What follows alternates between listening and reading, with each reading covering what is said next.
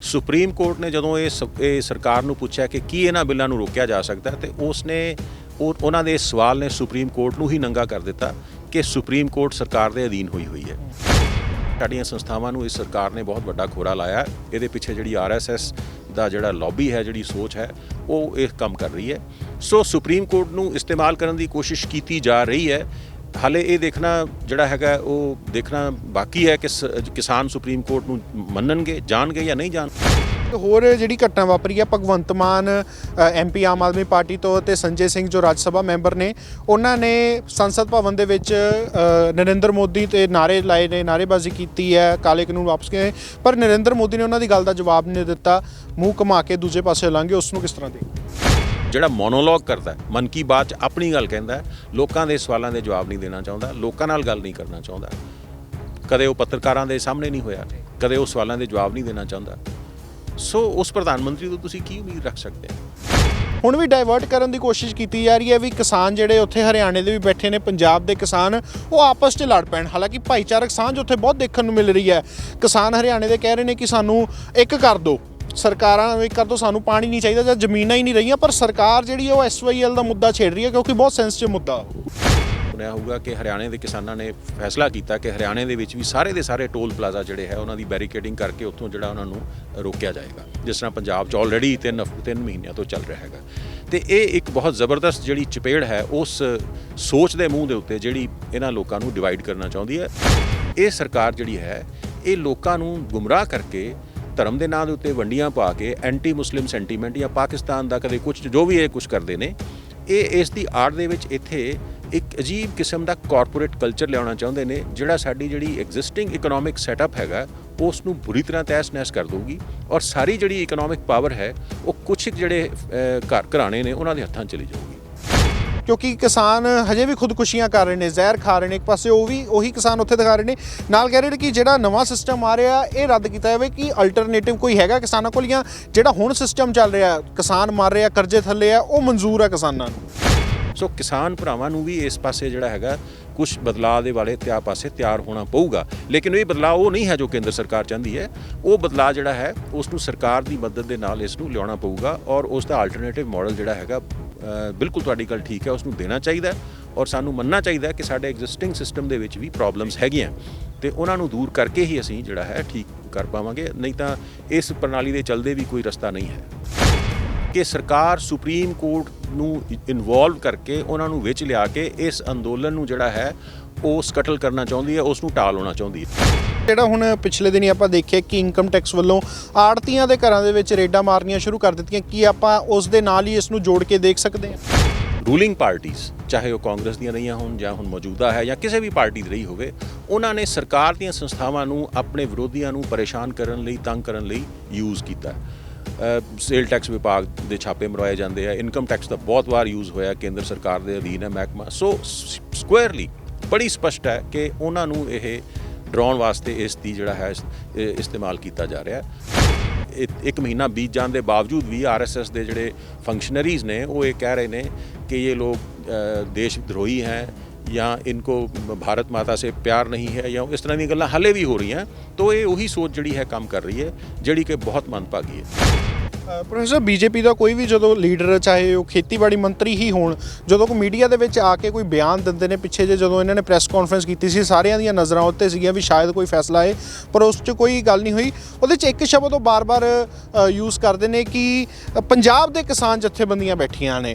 ਹਾਲਾਂਕਿ ਅੱਜ ਉੱਤਰਾਖੰਡ ਦੇ ਵੀ ਕਿਸਾਨ ਉੱਥੇ ਜਾ ਰਹੇ ਨੇ, ਰਾਜਸਥਾਨ ਦੇ ਵੀ ਪਹੁੰਚੇ ਹੋਏ ਨੇ, ਅਲੱਗ-ਅਲੱਗ ਦੇਸ਼ ਦੇ ਕੋਨਿਆਂ ਤੋਂ ਆ ਰਹੇ ਨੇ, ਪਰ ਪੰਜਾਬ ਦੇ ਕਿਸਾਨ ਜਥੇਬੰਦੀਆਂ ਨੂੰ ਉਹ ਕੋਟ ਕਰਕੇ ਬਾਰ-ਬਾਰ ਕਹਿੰਦੇ, ਹਜੇ ਵੀ ਉਹਨਾਂ ਨੂੰ ਇਹੀ ਲੋਕਾਂ ਨੂੰ ਕਹਿਣ ਦੀ ਕੋਸ਼ਿਸ਼ ਕਰ ਰਹੀ ਕਿ ਇਕੱਲੇ ਪੰਜਾਬ ਦਾ ਹੀ ਅੰਦੋਲਨ ਹੈ।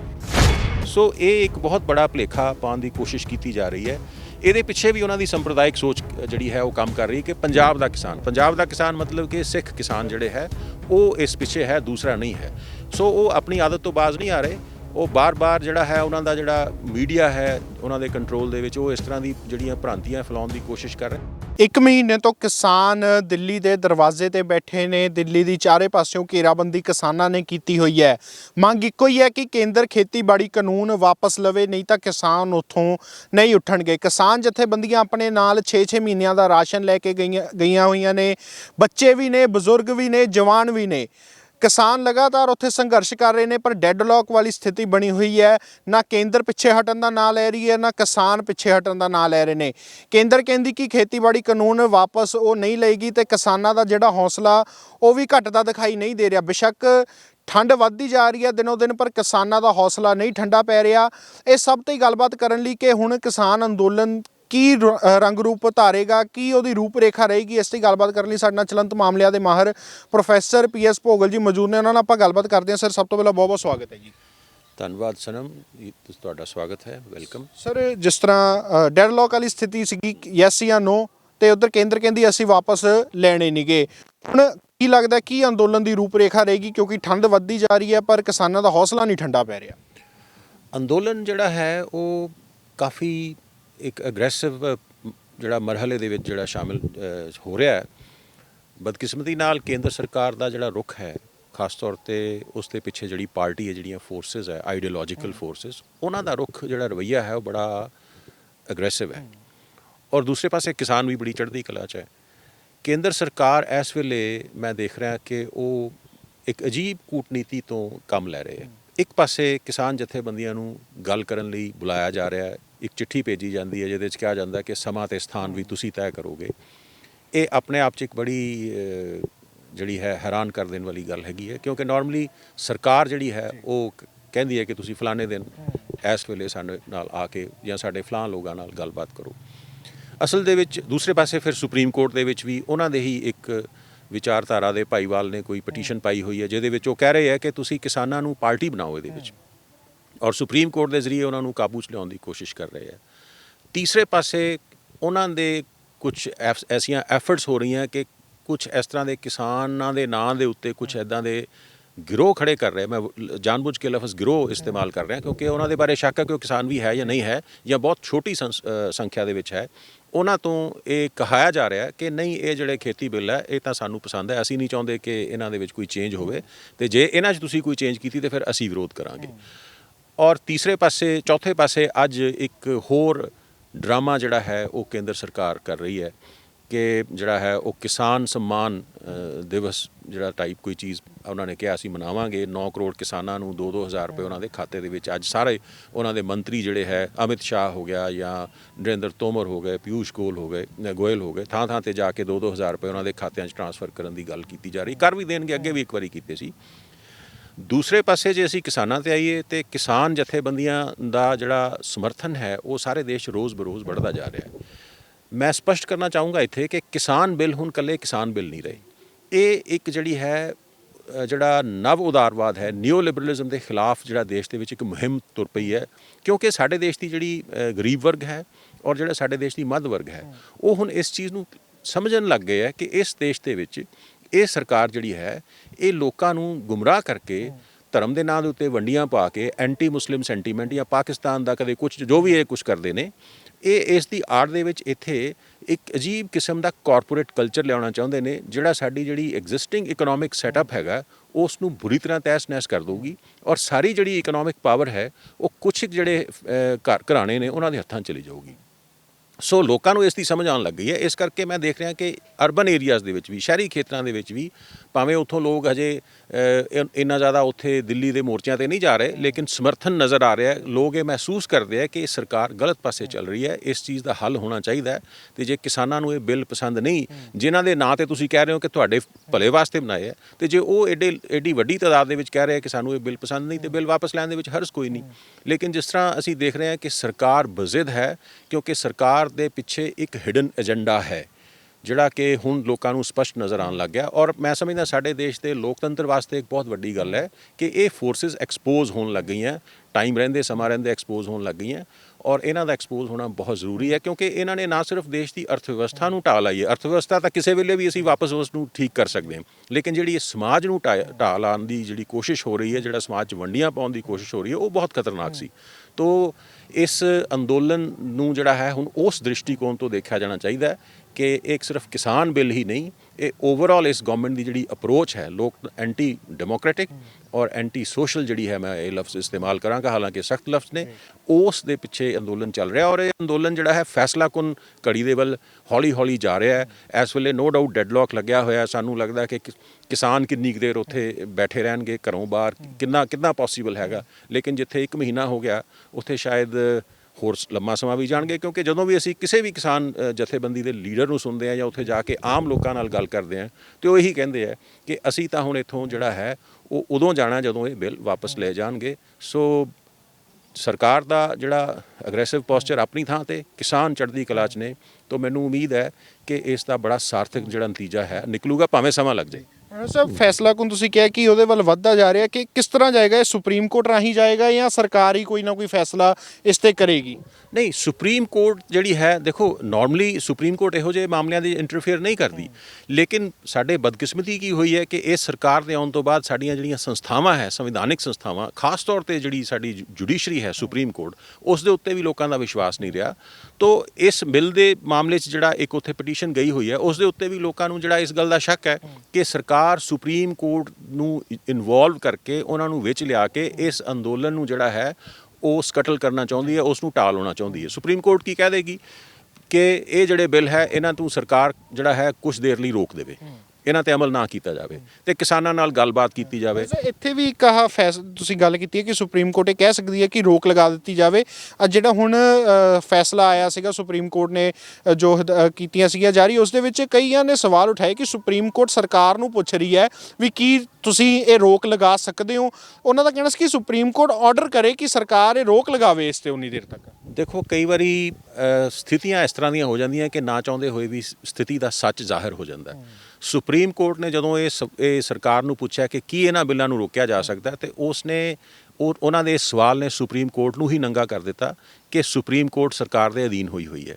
They don't have the will to defy the government, they don't have the will to stick to the constitution. ਸੰਵਿਧਾਨ ਦੀ ਰਾਖੀ ਸੁਪਰੀਮ ਕੋਰਟ ਨੇ ਕਰਨੀ ਹੈ ਔਰ ਸੁਪਰੀਮ ਕੋਰਟ ਜਿਹੜੀ ਹੈਗੀ ਹੈ ਉਹਨਾਂ ਦੇ ਵਿੱਚ ਉਹ ਸ਼ਕਤੀ ਹੀ ਨਹੀਂ ਰਹੀ ਕਿ ਲੋਕਾਂ ਦੀ ਜਾਂ ਲੋਕਤੰਤਰ ਦੀ ਜਾਂ ਸੰਵਿਧਾਨ ਦੀ ਜਿਹੜੀ ਰਾਖੀ ਕਰ ਸਕੇ। ਉਹ ਸਰਕਾਰ ਨੂੰ ਪੁੱਛਦੀ ਕਿ ਤੁਸੀਂ ਇਹ ਕਰ ਸਕਦੇ ਹੋ। ਸੋ ਇੱਕ ਸੱਚਾਈ ਜਿਹੜੀ ਹੈ ਉਹ ਆਪ ਮੁਹਾਰੇ ਜਿਹੜੀ ਜ਼ਾਹਰ ਹੋ ਗਈ। ਜਿਹੜੀ ਗੱਲ ਮੈਂ ਕਹਿ ਰਿਹਾ ਕਿ ਸਾਡੀਆਂ ਸੰਸਥਾਵਾਂ ਨੂੰ ਇਸ ਸਰਕਾਰ ਨੇ ਬਹੁਤ ਵੱਡਾ ਖੋਰਾ ਲਾਇਆ, ਇਹਦੇ ਪਿੱਛੇ ਜਿਹੜੀ RSS ਦਾ ਜਿਹੜਾ ਲੌਬੀ ਹੈ, ਜਿਹੜੀ ਸੋਚ ਹੈ, ਉਹ ਇਹ ਕੰਮ ਕਰ ਰਹੀ ਹੈ। ਸੋ ਸੁਪਰੀਮ ਕੋਰਟ ਨੂੰ ਇਸਤੇਮਾਲ ਕਰਨ ਦੀ ਕੋਸ਼ਿਸ਼ ਕੀਤੀ ਜਾ ਰਹੀ ਹੈ। ਹਾਲੇ ਇਹ ਦੇਖਣਾ ਜਿਹੜਾ ਹੈਗਾ ਉਹ ਦੇਖਣਾ ਬਾਕੀ ਹੈ ਕਿ ਕਿਸਾਨ ਸੁਪਰੀਮ ਕੋਰਟ ਨੂੰ ਮੰਨਣਗੇ, ਜਾਣਗੇ ਜਾਂ ਨਹੀਂ ਜਾਣਗੇ, ਕਿਉਂਕਿ ਐਸੀ ਹਾਲਤ ਦੇ ਵਿੱਚ ਜਦੋਂ ਇੱਕ ਸੰਸਥਾ ਦਾ ਜਿਹੜਾ ਮਾਨ ਸਨਮਾਨ ਹੀ ਨਹੀਂ ਰਿਹਾ ਹੈਗਾ ਤਾਂ ਸਮਾਜ ਦਾ ਇੱਕ ਵੱਡਾ ਹਿੱਸਾ ਜਿਹੜਾ ਉਹ ਕਹਿ ਸਕਦਾ ਕਿ ਸੌਰੀ ਅਸੀਂ ਤੁਹਾਡੇ ਗੱਲ ਨਹੀਂ ਮੰਨਦੇ, ਤੁਸੀਂ ਇਨਸਾਫ ਨਹੀਂ ਕਰ ਸਕਦੇ ਤਾਂ ਫਿਰ ਸਾਨੂੰ ਵੀ ਤੰਗ ਨਾ ਕਰੋ। ਤਾਂ ਇਹ ਵੀ ਸ਼ਾਇਦ ਇੱਥੇ ਹੋ ਸਕਦਾ, ਲੇਕਿਨ ਇਹ ਬੜਾ ਬਦਕਿਸਮਤੀ ਹੋਏਗੀ ਜੇ ਇਸ ਤਰ੍ਹਾਂ ਹੋਏਗੀ। ਸੁਪਰੀਮ ਕੋਰਟ ਨੂੰ ਇਸ ਤਰ੍ਹਾਂ ਨਹੀਂ ਕਰਨਾ ਚਾਹੀਦਾ। ਸਰ ਜਿਹੜਾ ਹੁਣ ਪਿਛਲੇ ਦਿਨੀ ਆਪਾਂ ਦੇਖਿਆ ਕਿ ਇਨਕਮ ਟੈਕਸ ਵੱਲੋਂ ਆੜਤੀਆਂ ਦੇ ਘਰਾਂ ਦੇ ਵਿੱਚ ਰੇਡਾਂ ਮਾਰਨੀਆਂ ਸ਼ੁਰੂ ਕਰ ਦਿੱਤੀਆਂ, ਕੀ ਆਪਾਂ ਉਸ ਦੇ ਨਾਲ ਹੀ ਇਸ ਨੂੰ ਜੋੜ ਕੇ ਦੇਖ ਸਕਦੇ ਹਾਂ? ਬਿਲਕੁਲ, ਉਹ ਸਾਰਾ ਕੁਝ ਜਿਹੜਾ ਹੈਗਾ, ਦੇਖੋ ਇਹ ਸਾਡੀ ਹਿੰਦੁਸਤਾਨ ਦੇ ਵਿੱਚ ਇਹ ਵੀ ਬੜੀ ਬਦਕਿਸਮਤੀ ਰਹੀ ਹੈ ਕਿ ਰੂਲਿੰਗ ਪਾਰਟੀਜ਼, ਚਾਹੇ ਉਹ ਕਾਂਗਰਸ ਦੀਆਂ ਰਹੀਆਂ ਹੋਣ ਜਾਂ ਹੁਣ ਮੌਜੂਦਾ ਹੈ ਜਾਂ ਕਿਸੇ ਵੀ ਪਾਰਟੀ ਦੀ ਰਹੀ ਹੋਵੇ, ਉਹਨਾਂ ਨੇ ਸਰਕਾਰ ਦੀਆਂ ਸੰਸਥਾਵਾਂ ਨੂੰ ਆਪਣੇ ਵਿਰੋਧੀਆਂ ਨੂੰ ਪਰੇਸ਼ਾਨ ਕਰਨ ਲਈ, ਤੰਗ ਕਰਨ ਲਈ ਯੂਜ਼ ਕੀਤਾ। ਸੇਲ ਟੈਕਸ ਵਿਭਾਗ ਦੇ ਛਾਪੇ ਮਰਵਾਏ ਜਾਂਦੇ ਆ, ਇਨਕਮ ਟੈਕਸ ਦਾ ਬਹੁਤ ਵਾਰ ਯੂਜ਼ ਹੋਇਆ, ਕੇਂਦਰ ਸਰਕਾਰ ਦੇ ਅਧੀਨ ਹੈ ਮਹਿਕਮਾ। ਸੋ ਸਕੁਅਰਲੀ ਬੜੀ ਸਪਸ਼ਟ ਹੈ ਕਿ ਉਹਨਾਂ ਨੂੰ ਇਹ ਡਰਾਉਣ ਵਾਸਤੇ ਇਸ ਦੀ ਜਿਹੜਾ ਹੈ ਇਸਤੇਮਾਲ ਕੀਤਾ ਜਾ ਰਿਹਾ। ਇਸ ਤਰੀਕੇ ਨਾਲ ਮਤਲਬ ਜੋ ਕੁਝ ਵੀ ਇਹ ਨਾ ਸਿਰਫ ਇਨਕਮ ਟੈਕਸ ਦੇ ਰੇਟਸ, ਜਿਹੜਾ ਇੱਕ ਬਾਰ-ਬਾਰ ਕਿਹਾ ਜਾ ਰਿਹਾ ਕਿ ਮੁੱਠੀ ਭਰ ਲੋਕ ਹੈ, ਜਾਂ ਹਾਲੇ ਵੀ 1 ਮਹੀਨਾ ਬੀਤ ਜਾਣ ਦੇ ਬਾਵਜੂਦ ਵੀ RSS ਦੇ ਜਿਹੜੇ ਫੰਕਸ਼ਨਰੀਜ਼ ਨੇ ਉਹ ਇਹ ਕਹਿ ਰਹੇ ਨੇ कि ये लोग देशद्रोही हैं या इनको भारत माता से प्यार नहीं है या इस तरह दी गल्लां हाले भी हो रही हैं। तो ये वही सोच जिहड़ी है काम कर रही है, जिहड़ी कि बहुत मनभागी है। प्रोफेसर बीजेपी ਦਾ ਕੋਈ ਵੀ ਜਦੋਂ ਲੀਡਰ, ਚਾਹੇ ਉਹ ਖੇਤੀਬਾੜੀ ਮੰਤਰੀ ਹੀ ਹੋਣ, ਜਦੋਂ ਕੋਈ ਮੀਡੀਆ ਦੇ ਵਿੱਚ ਆ ਕੇ ਕੋਈ ਬਿਆਨ ਦਿੰਦੇ ਨੇ, ਪਿੱਛੇ ਜਦੋਂ ਇਹਨਾਂ ਨੇ ਪ੍ਰੈਸ ਕਾਨਫਰੰਸ ਕੀਤੀ ਸੀ ਸਾਰਿਆਂ ਦੀਆਂ ਨਜ਼ਰਾਂ ਉੱਤੇ ਸੀਗੀਆਂ ਵੀ ਸ਼ਾਇਦ ਕੋਈ ਫੈਸਲਾ ਆਏ, ਪਰ ਉਸ 'ਚ ਕੋਈ ਗੱਲ ਨਹੀਂ ਹੋਈ। ਉਹਦੇ 'ਚ ਇੱਕ ਸ਼ਬਦ ਉਹ ਬਾਰ-ਬਾਰ ਯੂਜ਼ ਕਰਦੇ ਨੇ ਕਿ ਪੰਜਾਬ ਦੇ ਕਿਸਾਨ ਜਥੇਬੰਦੀਆਂ ਬੈਠੀਆਂ ਨੇ। ਹਾਲਾਂਕਿ ਅੱਜ ਉੱਤਰਾਖੰਡ ਦੇ ਵੀ ਕਿਸਾਨ ਉੱਥੇ ਜਾ ਰਹੇ ਨੇ, ਰਾਜਸਥਾਨ ਦੇ ਵੀ ਪਹੁੰਚੇ ਹੋਏ ਨੇ, ਅਲੱਗ-ਅਲੱਗ ਦੇਸ਼ ਦੇ ਕੋਨਿਆਂ ਤੋਂ ਆ ਰਹੇ ਨੇ, ਪਰ ਪੰਜਾਬ ਦੇ ਕਿਸਾਨ ਜਥੇਬੰਦੀਆਂ ਨੂੰ ਉਹ ਕੋਟ ਕਰਕੇ ਬਾਰ-ਬਾਰ ਕਹਿੰਦੇ, ਹਜੇ ਵੀ ਉਹਨਾਂ ਨੂੰ ਇਹੀ ਲੋਕਾਂ ਨੂੰ ਕਹਿਣ ਦੀ ਕੋਸ਼ਿਸ਼ ਕਰ ਰਹੀ ਕਿ ਇਕੱਲੇ ਪੰਜਾਬ ਦਾ ਹੀ ਅੰਦੋਲਨ ਹੈ। ਦੇਖੋ ਇਸ 'ਚ ਕੋਈ ਦੋ ਰਾਏ ਨਹੀਂ ਕਿ ਇਸ ਅੰਦੋਲਨ ਦੀ ਜਿਹੜੀ ਸ਼ੁਰੂਆਤ ਹੋਈ ਔਰ ਜਿਹੜੀ ਲੀਡ ਲਈ ਉਹ ਪੰਜਾਬ ਨੇ ਲਈ, ਲੇਕਿਨ ਇਸ ਵੇਲੇ ਇਹ ਕਹਿਣਾ ਕਿ ਉੱਥੇ ਸਿਰਫ ਔਰ ਸਿਰਫ ਪੰਜਾਬ ਦੇ ਕਿਸਾਨ ਨੇ, ਇਸ ਤੋਂ ਵੱਡਾ ਝੂਠ ਕੋਈ ਨਹੀਂ ਹੋਏਗਾ। ਔਰ ਬਦਕਿਸਮਤੀ ਹੈ ਕਿ ਇਹ ਜਮਾਤ ਝੂਠ ਬੋਲਣ ਦੀ ਮਾਹਰ ਹੈ। ਉੱਥੇ ਹਰਿਆਣੇ ਦਾ ਕਿਸਾਨ, ਉੱਤਰਾਖੰਡ ਦਾ ਕਿਸਾਨ, ਰਾਕੇਸ਼ ਟਿਕੈਤ ਦੀ ਅਗਵਾਈ 'ਚ ਵੈਸਟਰਨ ਯੂਪੀ ਦੇ ਕਿਸਾਨ, ਦੂਸਰੀਆਂ ਸਟੇਟਸ ਤੋਂ ਆਏ ਹੋਏ ਡੈਲੀਗੇਟਸ ਜਿਹੜੇ ਹੈ ਗਾਜ਼ੀਆਬਾਦ ਵਾਲੇ ਪਾਸੇ, ਜੈਪੁਰ ਹਾਈਵੇ ਵਾਲੇ ਪਾਸੇ ਉਹ ਬੈਠੇ ਹੈਗੇ ਆ। ਇਹ ਠੀਕ ਹੈ ਕਿ ਫੋਕਸ ਜਿਹੜਾ ਹੈਗਾ ਉਹ ਸਿੰਘੂ ਬੈਰੀਅਰ ਦੇ ਉੱਤੇ ਜ਼ਿਆਦਾ ਹੈਗਾ, ਟਿਕਰੀ ਦੇ ਉੱਤੇ ਜਿਹੜਾ ਹੈ ਥੋੜ੍ਹਾ ਜਿਹਾ ਘੱਟ ਹੈ ਜਾਂ ਦੂਸਰੇ ਬੈਰੀਅਰਸ 'ਤੇ। ਲੇਕਿਨ ਦੂਸਰੇ ਹਿੱਸਿਆਂ ਤੋਂ, ਕਿਉਂਕਿ ਜਿਹੜੇ ਦੂਰ ਦੁਰਾਡੇ ਦੇ ਹਿੱਸੇ ਨੇ ਉੱਥੋਂ ਕਿਸਾਨ ਉਸ ਤਰੀਕੇ ਨਾਲ ਦਿੱਲੀ ਆ ਨਹੀਂ ਸਕਦੇ ਜਿਸ ਤਰ੍ਹਾਂ ਪੰਜਾਬ, ਹਰਿਆਣਾ ਔਰ ਵੈਸਟਰਨ ਯੂਪੀ ਤੋਂ ਜਿਹੜੇ ਕਿਸਾਨ ਆ ਗਏ ਹੈ। ਸੋ ਇਹ ਇੱਕ ਬਹੁਤ ਬੜਾ ਭੁਲੇਖਾ ਪਾਉਣ ਦੀ ਕੋਸ਼ਿਸ਼ ਕੀਤੀ ਜਾ ਰਹੀ ਹੈ।